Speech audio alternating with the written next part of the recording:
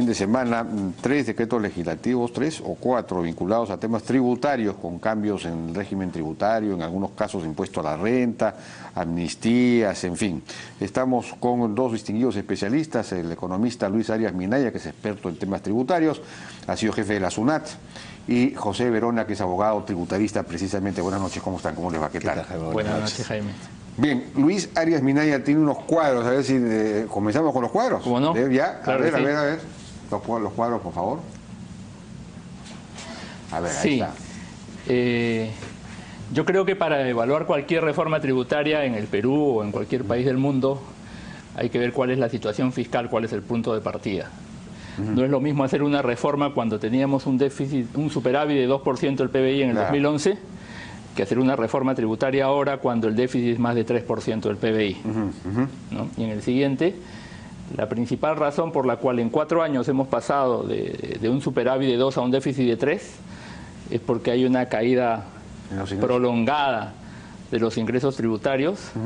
Anualizados a octubre están en 13.6. Este gobierno empezó con un poquito más de 14, pero la caída viene ya desde el gobierno anterior. O sea, la caída ha continuado. Probablemente caiga un poco más.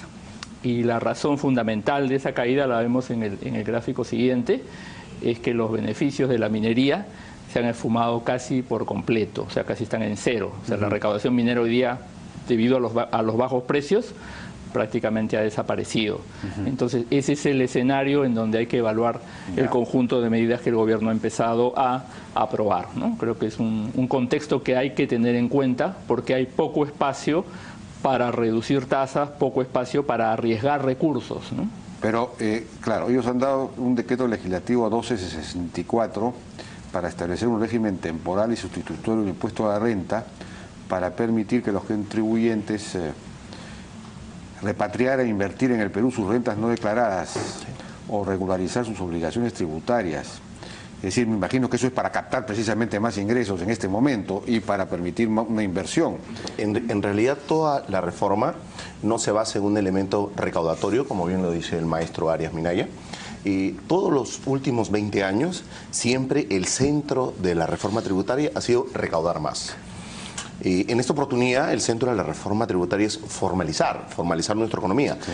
El decreto que tú mencionas tiene por finalidad que las personas que en los últimos 20 años han hecho dinero sin haberlo declarado a la SUNAT dentro y fuera del Perú, puedan formalizarlo pagando una tasa de 7%. Se olvidan de pagar el impuesto a la renta, se olvidan de pagar la multa y se olvidan de pagar los intereses de ambas.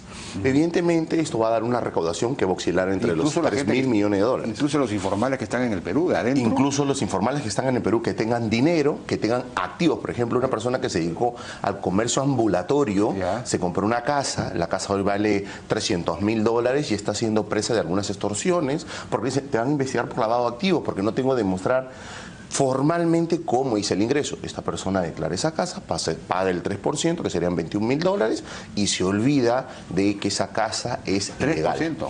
El 7%. 7%. 7%. Para el ejemplo, 200.000 por 7 sería $21.000, ¿no? Entonces, ese es como se grafica. Hay personas que tienen maquinaria pesada, hay personas que tienen camiones, hay personas que tienen el dinero bajo el colchón, y son los famosos prestamistas, juntistas, culebras del barrio, de las ciudades, de los mercados, que no tienen otra forma de formalizar su dinero. Todas las estrategias para formalizar nuestra economía fracasaban porque la persona que quería formalizarse se preguntaba, ¿y qué hago con todo el patrimonio que he hecho en los últimos años? Tocaban la puerta de cualquier tributarista, le decían, quiero formalizarme, y la primera respuesta es, tenemos que formalizar los 5 últimos años, que son los periodos no prescritos, porque si SUNAT te viene a fiscalizar, te va a fiscalizar los periodos no prescritos. Gracias, ahí nomás no quiero. Porque yo quiero formalizarme de ahora en adelante. Esto es una amnistía, una especie de amnistía. Esta es una especie de amnistía, realmente es un régimen temporal, sustitutorio del impuesto a la renta, con el cual pagando 7% te olvidas de pagar cualquier tasa del impuesto a la renta, las multas, que es el 50% del tributo emitido, y los intereses que se han generado a lo largo de los años. Esto es también para las personas que tienen, digamos, ingresos o rentas no declaradas fuera del país también, ¿no? Así es, incluye ambos esquemas. Aquellas personas que tienen dinero fuera y que no lo van a traer al Perú, pagan una tasa de 10%. Si tú tienes el dinero fuera en extranjero y lo traes a un banco nacional, pagas una tasa de 7%. Tú decides, ¿lo dejas fuera o lo traes? Yo creo que la reforma tributaria del gobierno, que tiene aspectos positivos, pero también tiene aspectos controvertidos y negativos, tiene que ser evaluada globalmente, a la luz del contexto que acabo de señalar. La repatriación, blanqueo, amnistía, como se llame, se ha dado en Chile, se ha dado en Argentina, se ha dado en España, se ha dado en Estados Unidos, en Reino Unido, en Italia, España, y en todas la característica es la misma, ¿no? O sea, se trata de que tú abras tus cuentas y dices, yo esto no lo declaré, ahora lo quiero declarar. Pero en el Perú hay un problema con el timing de esta amnistía, de esta repatriación o de este blanqueo.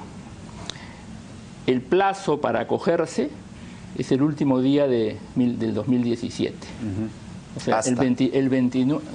Todos los peruanos esperamos el último día y la experiencia de los otros países demuestra lo mismo. Todos se acogen el último día, ¿no? Entonces, el 29 de diciembre de 2017, el grueso del acogimiento se va a dar, sábado y domingo no cuentan, o sea, la recaudación va a entrar recién en el año 2018. De aquí a 12 meses no sabemos cómo van a estar las expectativas de los empresarios. O sea, si buscábamos con esto confiar y traer el dinero, si buscábamos con esto ser una palanca para la inversión privada, en el mejor de los casos la reactivación que la amnistía, blanqueo o repatriación pueda traer se hará a partir del 2018. Por otro lado, el gobierno plantea reducir el IGB a partir del 1 de enero de este año, es decir, dentro de 15 días. La menor recaudación que se dé como consecuencia de esa bajada del IGB se va a dar día a día a partir del primer mes del año. Con el déficit que acabo de mostrar, que son cifras oficiales del Banco Central de Reserva, el déficit va a crecer. Como hay compromisos de metas fiscales, porque hay que verlo macroeconómicamente esto, el recorte del gasto público va a continuar, la contracción de la inversión pública, que es severa en los 2 últimos meses y que ha hecho que solo en octubre el PBI de construcción caiga 16%, va a continuar, y entonces nos estamos disparando a los pies con esta reforma. Ahora, pero han dado este decreto legislativo 1261 para que incrementa el impuesto a la renta de 28 a 29.5% para las, dice, no sé si es solamente para las grandes empresas, o las medianas también, supongo, ¿no? Disminuyendo la tasa a los dividendos de 6.8 a 5%. Eso busca, me imagino, compensar en alguna medida la caída del IGB. En realidad busca corregir la reforma que se hizo el 2015, 2016, con la esperanza que haya inversión. Se bajó el impuesto a la renta de 30 a 28 y se subió el impuesto a los dividendos de 4.1 a 6.8, regla inversa de lo que hace hoy. Pero ¿qué pasó el 2015, el 2016? Como bien lo sabe el profesor Arias, no ha habido esa inversión.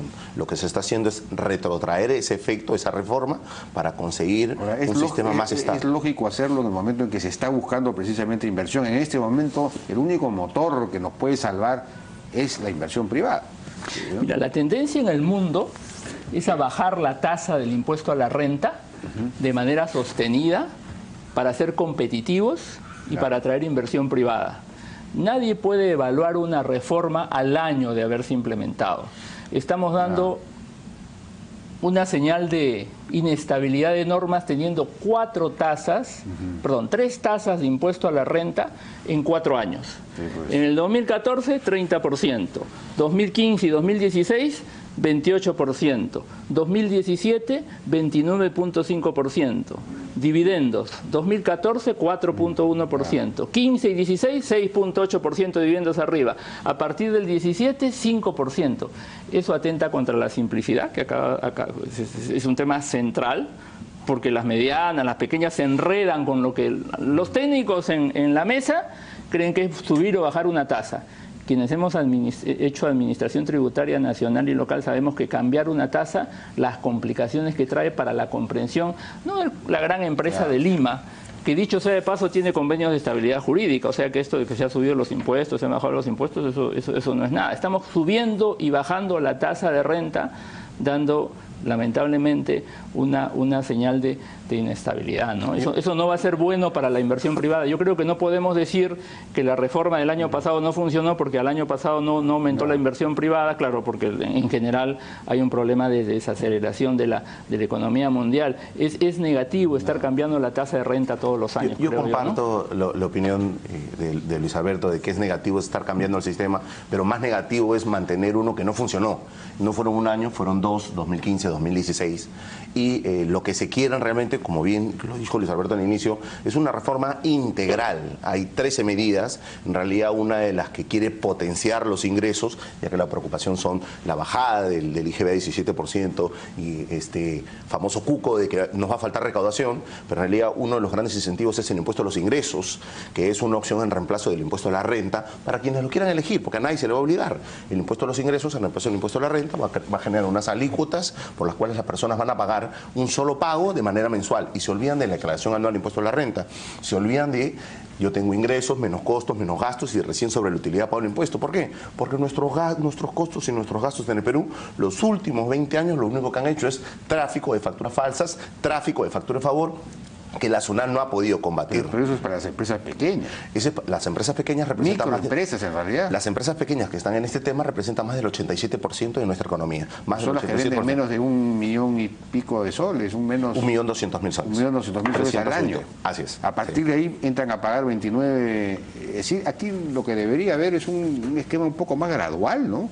Porque yo, si soy un pequeño empresario que vendo menos de 1.200.000 soles, y de pronto pago que voy a pagar 2.5% al año por mis ventas. Así es. Sí. ¿No? De las ventas. Así es. Y de pronto salto a 29% digamos, del impuesto a la renta sobre la utilidad.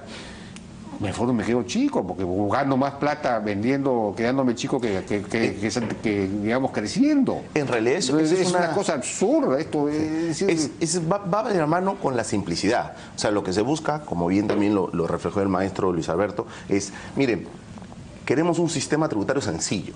Hacerlo en escalas, cada ciertos ingresos y tener 7, 8 más tramos para que no sea, digamos, de golpe, lo que genera es complicidad. O sea, tú vas a complicar el sistema. Lo que se quiere es hacerlo más simple, tener pocas tasas, hacerlo bien fácil de utilizar y tenemos un efecto sobre los hombros, que es el famoso 72% de informalidad. O sea, no podemos jugar a, oye, este esquema sí funcionó. No es real, no funcionó. O sea, el esquema que tenemos al 2016 no ha funcionado. Es un engaño, muchachos. Todos los balances, los estados de resultados, los estados de situación de la mayoría de las empresas pues, no tienen... Las cosas no son unicausales, pues. No, son policausales. Pueden haber muchas causas. Sí, sí, claro. ¿Por qué no funcionó? No, digamos, debió funcionar, porque si a uno le bajan la tasa, uno debería pagar más, ¿no es cierto? Simplemente no funcionó porque había otras condiciones, otras situaciones económicas. Pero hay otro decreto legislativo, el que modifica el 1262, que modifica la ley 30, ley que fomenta la liquidez e integración del mercado de valores. No sé si esto entra dentro de lo que estamos discutiendo. Hay una exoneración del impuesto a la renta, esto es para las acciones y todo lo demás en la bolsa, ¿no? ¿Cómo es esto? Se había puesto un impuesto a la renta en la bolsa. Eso ya se suspende. Sí, eso estaba ya suspendido. Eso es positivo en el sentido de que se está armonizando la tributación sobre todos los activos financieros. Eso es bueno, eso simplifica, eso junto con otras medidas que evidentemente tienen que darse va a fortalecer nuestra bolsa de valores, va a fortalecer el mercado mobiliario. Yo creo que todo lo que vaya en línea con la simplificación es importante. Ese decreto va en línea con la simplificación. Lo que no va tan en línea con la simplificación, pese a tener buenas intenciones, es este tema de que todos deducíamos 7 UITs para pagar impuesto a la renta, aproximadamente 28.000 soles. Sí. ¿No? El decreto que modifica renta aumenta 3 UITs. Ya. Que todos vamos a poder empezar a deducir gastos médicos, gastos de determinados servicios profesionales, los aportes a la seguridad social que hagamos por las empleadas del hogar, los intereses por créditos hipotecarios y finalmente este tema de los alquileres. ¿No? Eso suena muy bonito. Eso digamos, bueno, Es decir, por encima todo, de... por encima de las 7, tú, sí, por yo, encima de el 30.000 más o menos. por encima de 28.000, ¿no? Sí. Tú, yo, el señor Bereno, a todos, vamos a poder deducir 28.000 al año. aproximadamente 10.000, casi 12.000 soles al año por este tipo de pagos. ¿Cuál es el objeto de esto? Es incentivar que pidamos factura. Claro. ¿No? Eso teóricamente suena muy bien, pero los incentivos que van solo del lado del comprador no necesariamente son tan potentes como incentivos que podrían ir del lado del vendedor. Si los incentivos por el lado del que compra fueran fuertes, suficientemente fuertes, no habría evasión del IGB. La lógica del IGB es que tú pidas factura cuando compras para pagar menos impuestos. En el Perú tenemos una tasa de evasión del IGB del 30%. Entonces hay una buena intención, pero yo creo que ese incentivo no es tan fuerte. Entonces finalmente lo que va a primar es que las personas que hoy somos formales vamos a empezar a deducir impuestos por la trabajadora del hogar, por los aportes que hacemos y que debe hacerse, por mi préstamo hipotecario que lo pago al banco y no hay ningún grado de evasión. En el caso del alquiler podría haber un efecto, pero es un efecto de 1 a 1. O sea, en el mejor de los casos voy a perder recaudación por el lado de los trabajadores dependientes de quinta categoría y voy a ganar alguito por el lado de alquileres, ¿no? Entonces es una reforma que va a generar costo, evidentemente. Se establece una serie de requisitos, te dicen que tiene que haber un recibo electrónico de por medio, tienes que pagar con tarjeta de crédito, con tarjeta de débito o vía una transferencia interbancaria. Eso va a funcionar para el Perú moderno, eso va a funcionar para Lima, pero la evasión en el interior del país, en donde los niveles de penetración de Internet o los niveles de bancarización son bajos, digamos, es un paso interesante, pero no creo que dé resultado. Había la ¿no? propuesta de la Ampalla en relación al tema de pensiones, que yo, digamos, yo independiente, que no tengo una pensión, pudiera destinar parte del IGB que pago cuando compro algo para aportarlo a una cuenta individual mía de pensión. Entonces eso sí sería un estímulo para pedir factura a todo el mundo. Ahora, pero el otro problema acá es que muchos no dan factura, es decir, porque están en el ruso, porque simple y llanamente no dan factura. Hay el sistema doble de la factura y la boleta, que entiendo que no existe en otros países.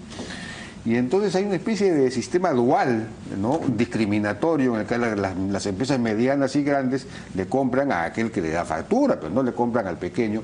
Pero sí hay empresas que están obligadas, medianas, pequeñas, medianas, que están obligadas a comprar, van al mercado, restaurantes, cafés, por ejemplo, entre otros. Compran en el mercado y no reciben factura, y entonces no pueden acreditar contra el impuesto a la renta esos gastos, no pueden descontar, como terminan pagando un impuesto a la renta altísimo. O terminan comprando facturas falsas. Es una cosa terrible. Entonces se ahogan porque ahora la SUNAT con sistemas electrónicos descubre todo, no permite, no pasa nada. Entonces estamos ahogando a la pequeña, mediana empresa.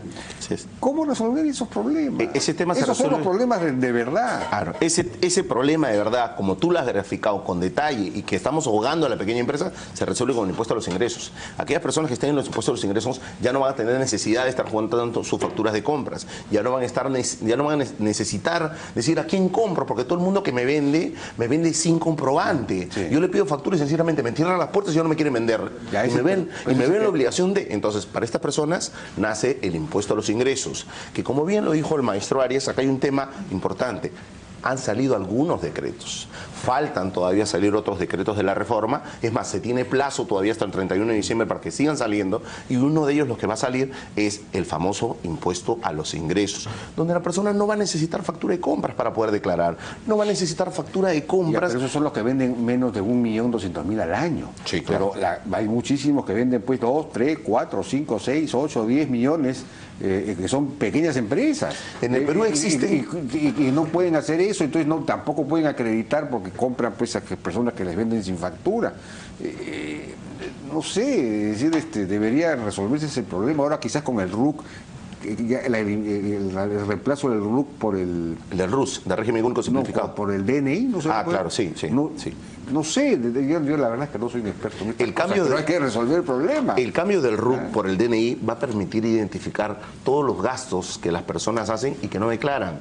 Muchas de las personas que tienen economía dentro de la informalidad terminan comprándose bienes, terminan comprándose casas, carros, ropa, alimentos, y lo hacen en los supermercados, lo hacen en las tiendas. Hoy en provincia, yo que paro constantemente viajando cada fin de semana, tienen que dar su DNI. Su DNI. Tienen que dar su DNI. Entonces, con esto se identifica rápidamente, como tú lo has graficado, somos uno de los pocos países que tenemos esta dualidad de documento, factura y boleta, que se va a acabar con la reforma. Solo va a quedar la factura para todas aquellas empresas que estén en el régimen. En ese caso se podrá acreditar, no sé, pues. ¿Qué piensas tú sobre todo esto? Mira, yo creo que el tema de la simplificación, de la informalidad, de la baja productividad de nuestro país va por otro lado. Positivo que el DNI que se agilice la entrega del RUC, pero hace 20 años desde que se creó el RUC, o sea, mi RUC es 10, mi número de DNI y un dígito que verifica, o sea que allí no hay un gran cambio, ¿no? O sea que si se agiliza entregarte, si naces con tu DNI y tu RUC, perfecto, para que a partir de ahí, como en los países modernos, todos tus movimientos sean identificados, y esto con la tecnología, eso está perfecto, pero eso no va a resolver el tema de fondo de la enorme tramitología que hay en nuestro país, que afecta mucho más que 1 o 2 puntos del IGB. Si nosotros miramos el presupuesto de la República, 11.000 millones al año de lo que está en el presupuesto viene de trámites con organismos públicos. Esto ya está cuantificado y esto lo puedes verificar. Presupuesto 2017, 11.000 millones de recursos propios de los organismos públicos, ministerios, gobiernos regionales, gobiernos locales. Ahí están las tasas que nos cobran hasta por respirar. O sea, tú vas a la RENIEC y te cobran, tú vas a la SUNAR y te cobran, tú vas a la policía y por un papelito tú cobras, tú vas al Poder Judicial y te cobran, tú vas a un municipio, ya no por la licencia, sino por todos los trámites que tienes que hacer y te cobran. O sea, todos los actos del ciudadano están con un trámite detrás y un monto que te cobran las entidades para pagar sus planillas. Entonces esto es un incentivo perverso que hay que cambiarlo. Esto yo lo he estudiado en varios países, no existe con la dimensión que existe en nuestro país. O sea, estos costos que nos están trasladando a microempresas y a ciudadanos. Entonces, si no resolvemos este problema de raíz, no vamos a resolver el problema de la informalidad. Eso por un lado, ¿no? Y por otro lado están todos los trámites. La SUNAT está haciendo un gran esfuerzo por simplificar, pero por ejemplo el meollo del asunto, que es el sistema de detracciones, nadie lo toca. Y el 50% de la economía está sujeto a detracción. Y esto es un costo enorme. Está demostrado con estudios del Banco Mundial que estos costos superan enormemente 1, 2 o 3 puntos del IGB. Entonces hay que ir por ahí, hay que ir por simplificar, es la solución. Hay que detraer las detracciones. Totalmente. Muchísimas gracias a nuestros invitados. Ya no tenemos, deberíamos seguir conversando de esto porque es bien importante, ¿eh? Pero bueno, pues así es el tiempo. Esto que ha apuntado Luis Alberto al final es una herencia de los gobiernos que han pasado y que se quiere simplificar en esto. O sea, no es que haya una vista ciega sobre esto. Se ha apuntado, se conoce la ley de simplificación que sacó Fernando Zavala hace un par de semanas, apunta a esto. La actitud de SUNAT también, o sea, reducir los niveles de burocracia existentes, reducirlos porque también le genera costo a las empresas. Sí, pues. Bien, muchísimas gracias entonces a nuestros invitados, a Luis Arias Minaya y José Verona. Vamos a una pausa, regresamos lamentablemente con poco tiempo.